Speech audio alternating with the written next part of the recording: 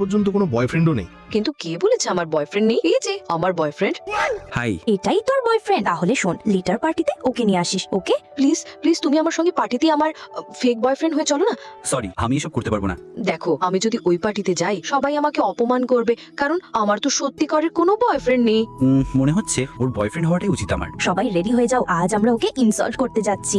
সবাইকে বলছিস ওর বয়ফ্রেন্ড আছে, অথচ ওর কারোর সাথে তোর রিলেশন নেই। বলে না তোর বয়ফ্রেন্ড কই? কিছু বলছো না কেন? যখন কেউ নেই তখন আসবেই বা কোথা থেকে?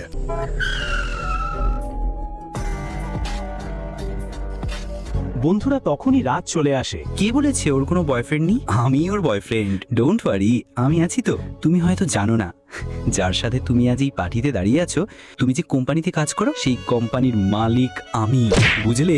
ওয়েট, আমি এখনই আমার বসকে ফোন করছি, সবকিছু ক্লিয়ার হয়ে যাবে। हाय क्यों हिला डाला ना